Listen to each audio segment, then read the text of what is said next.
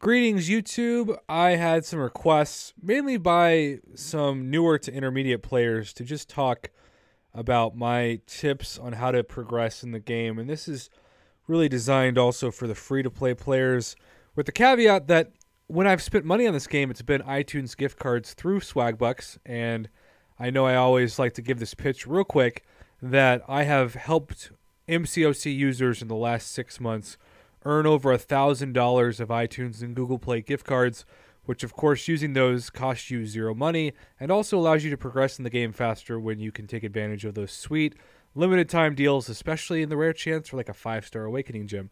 So that is my 2 cents on that. Now, I've been playing for over 2 years now. I'm very proud of the fact that I have almost a 650k rating, but my heart does go out to newer players because I got extremely lucky about a year into the game. I pulled Star-Lord in a 5-star basic crystal, and now the chance to do that is like maybe 1%, probably less than that. I only awakened him because Kabam screwed up so bad with patch 12.0 that they gave players with over a 200k rating the chance to open a 5-star Awakening gem, and I pulled a tech. And to this day, I still haven't pulled Star-Lord naturally. So if I didn't have that, he probably still wouldn't be awakened. That allowed me to complete 1 round of Labyrinth of Legends and so many quests. I also have only gotten 1 out of 13 in the featured category, and that was the top champ Blade, as you can see here.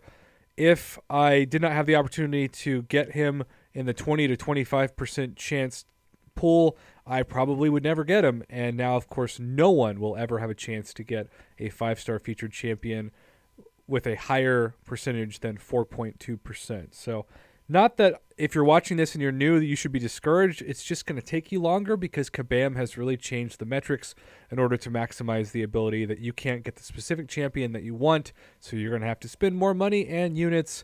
Yay. What I have done is try to think of, and I wrote this down, the best way to summarize how to advance in the game. When you start, you're mostly going to have 1 and 2-star champs.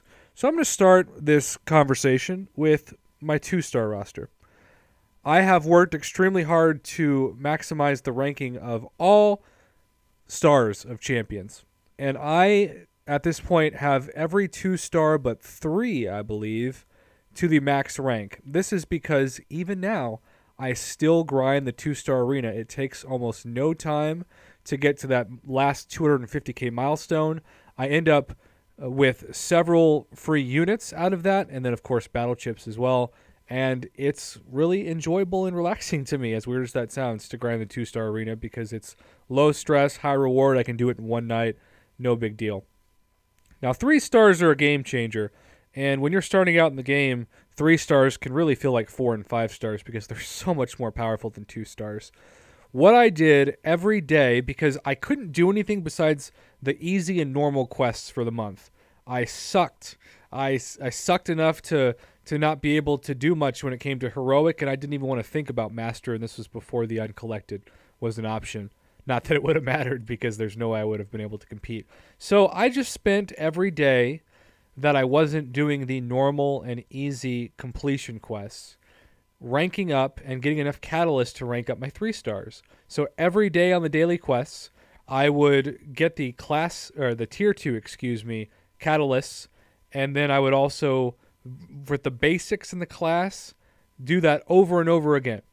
And this has helped me a crazy amount with becoming a better fighter, because when you grind the 3-star arena, which is very easy to keep your infinite streak once you have a solid roster of maxed out 3 stars, you're fighting every champion in the game, so you get to be a better player, and that helps you with Alliance Quest and Alliance War, certainly.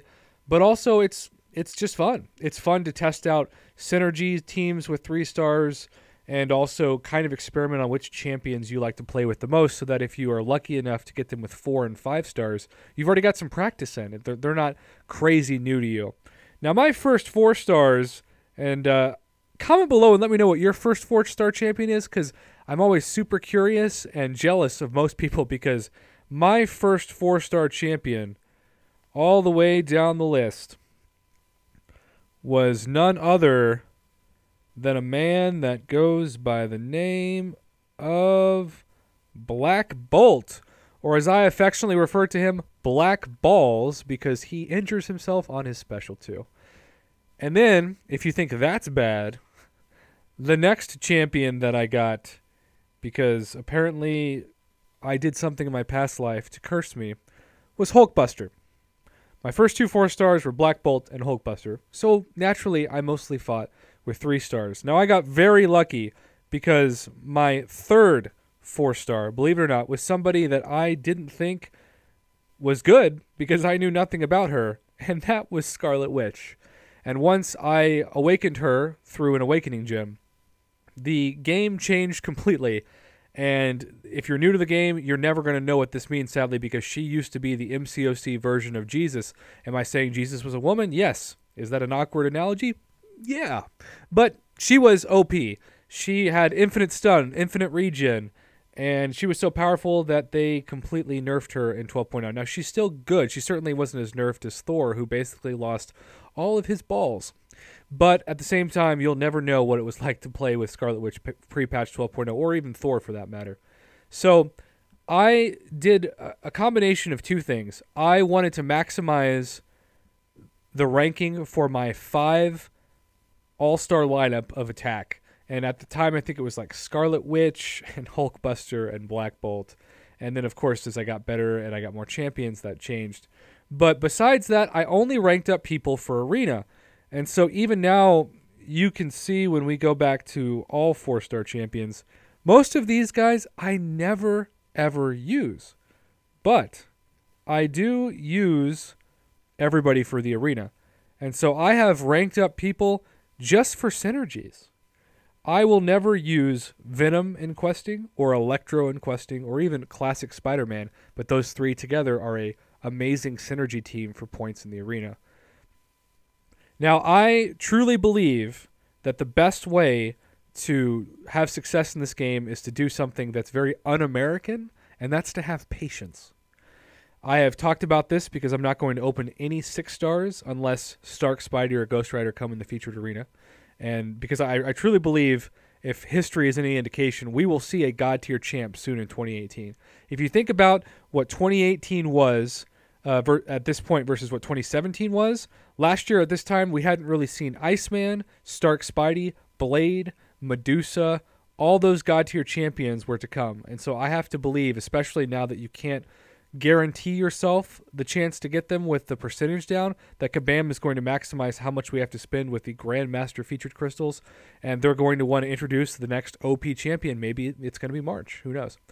But because of that, I believe that you should have patience and save most of your shards for either featured crystals when it comes to that pool, or if they're the 10k basics for especially 5 stars, to have enough tier 2 alphas and tier 1 alphas to make a difference. Now, tier 1 alphas, believe it or not, are harder to get the more you progress in the game, because map 3 for Alliance Quest gives you more, and that might be something you just want to continue to grind for those when you are just starting out in like a 4 to 5 to even 6 million Alliance.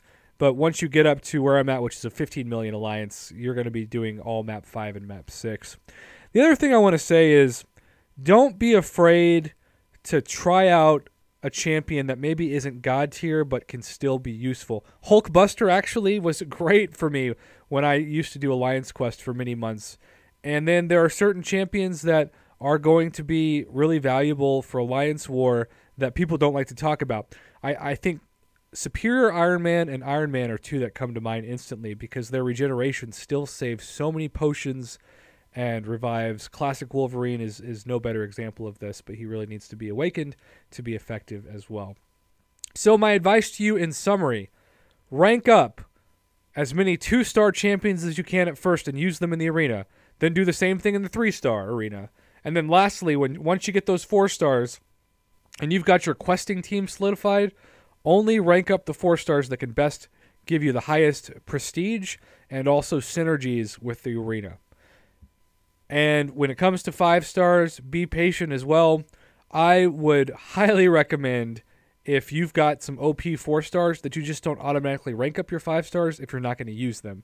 Keep them on your bench, let them gather dust, because 5 stars take so many tier 1 alphas. It's ridiculous how many it takes to go to rank 2 and rank 3, that you don't want to waste those resources if you're not going to use the champions.